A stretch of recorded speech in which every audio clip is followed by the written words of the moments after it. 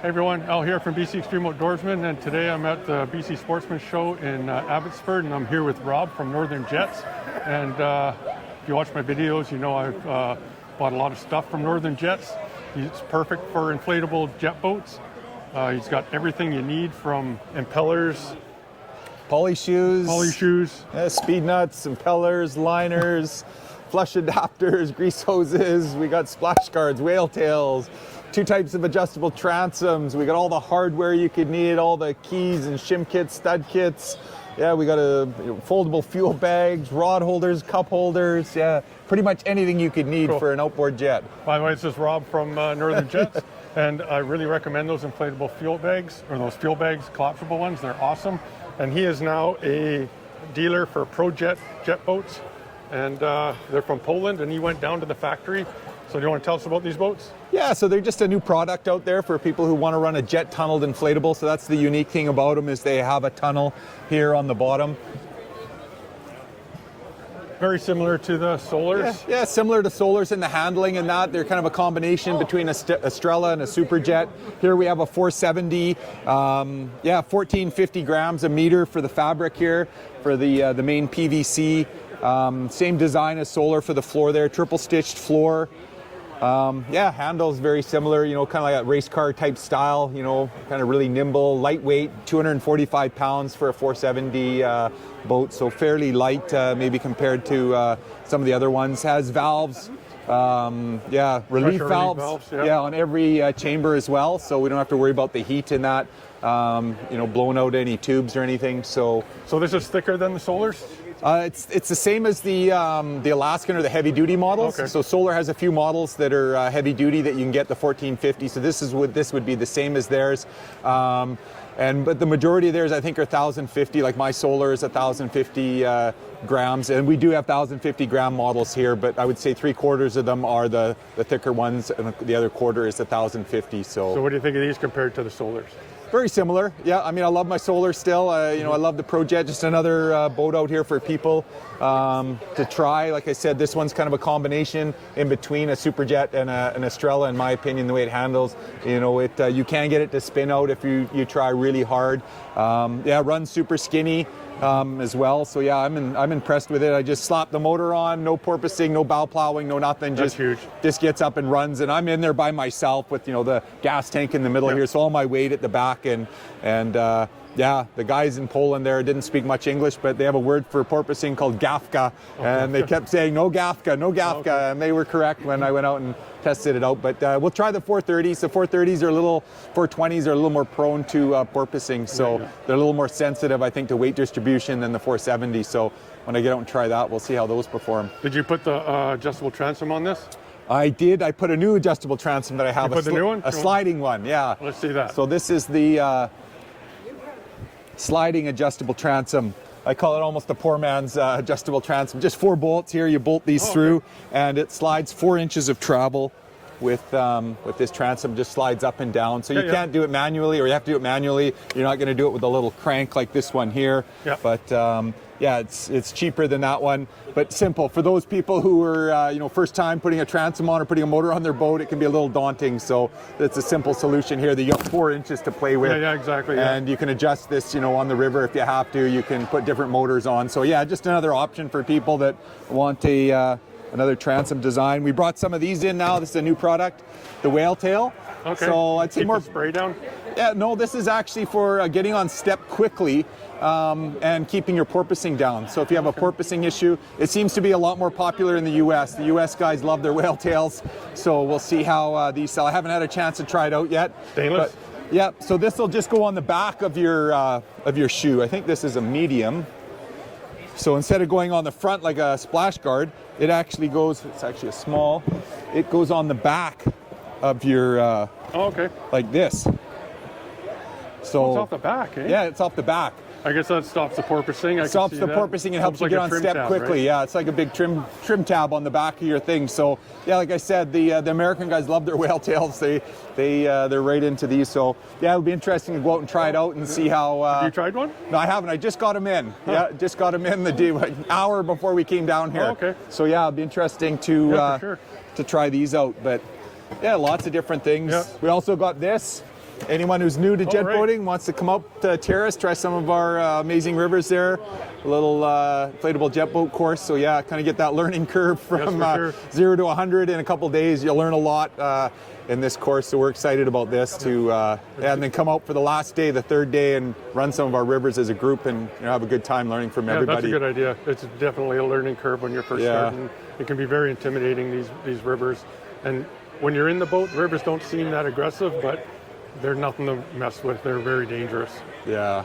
Yeah, even inflatables, they're a lot easier, but you can still get yourself into trouble, like you said. You can still puncture this, you can flip them, you can do whatever. So, yeah, we kind of teach a lot of the safety stuff too. We're not out there being cowboys in the course, but we will run skinny water and that. But we're not teaching people how to, jump trees and logs and stuff like that. It's how to safely run your boat and maintain it and tweak it so it runs properly. So yeah, awesome. No, lots of different products. Of good stuff. Lots of good stuff. Have you tried this?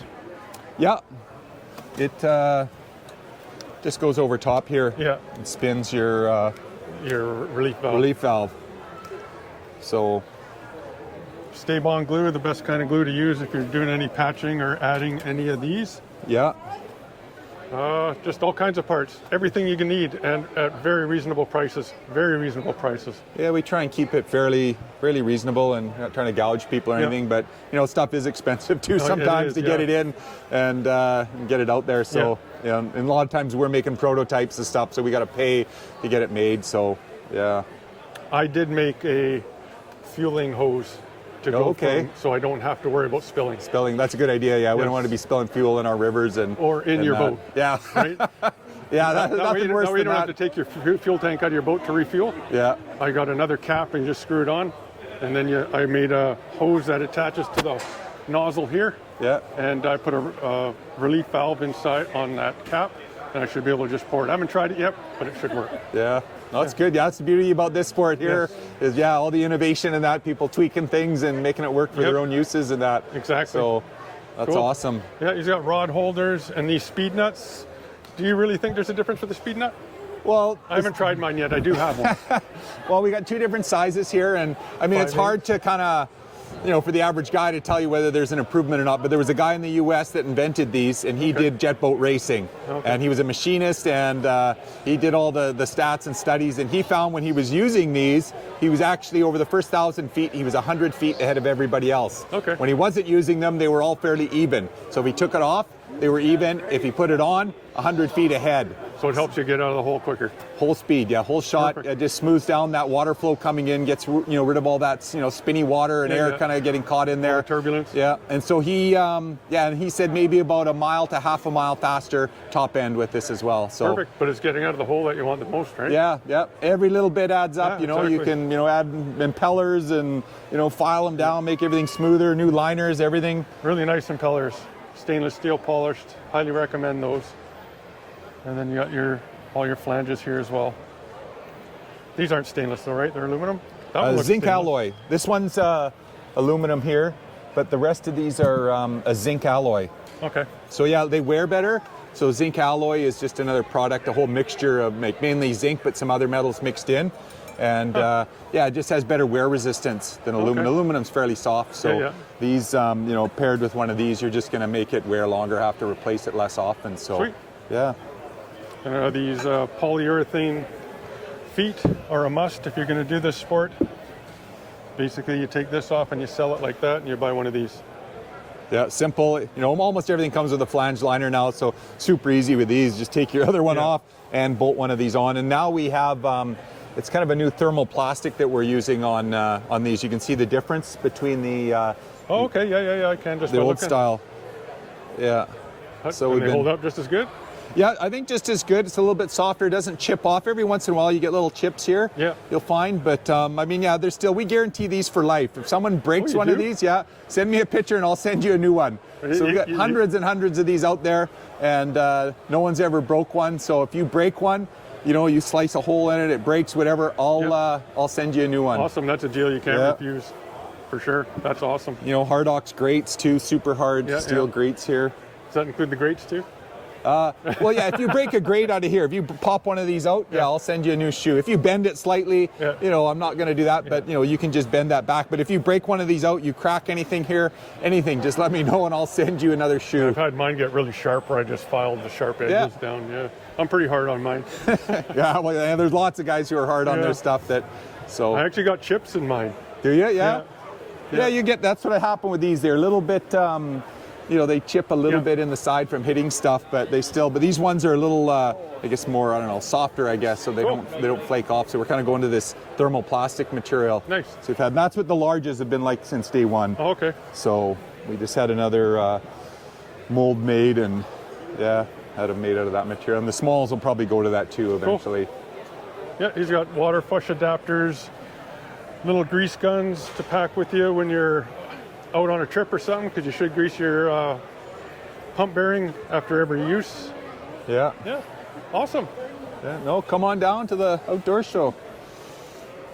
I got the transom braces that I installed in my boat. Yeah, those are really nice. Got a motor support brace. Yeah, that's yeah, with the little little hardware kit here. Yeah, this one's a simple one. This has a pin here. You can pull this out, slide it on and off, and yeah, you got a spot for your motor or your intake to rest. So awesome. Simple design. Cool. You know, and you can even make, people can make this stuff to themselves. We're not set on, you don't have to sell to everyone, but yeah, lots of ideas for people to make their own. And another good thing, if you don't have power trim, is one of these bungees to hold your motor down when you hit a rock. I've hit rocks where it bounced up so high I actually had to turn around and actually push my motor down. But when I got one of those, it would just go down by itself. So yeah, those are a really good idea. Yeah. Cool. All right, Rob. Well, I'm going to conclude this video. Thanks, Rob, for giving us the go over here and all your stuff that you have at Northern Jets. If you guys are interested in any of this stuff, go to northernjets.ca and you can order right on the website. Yeah, awesome. Thanks. Yeah, thanks a lot, Al. You bet. Take care, everybody, and be safe.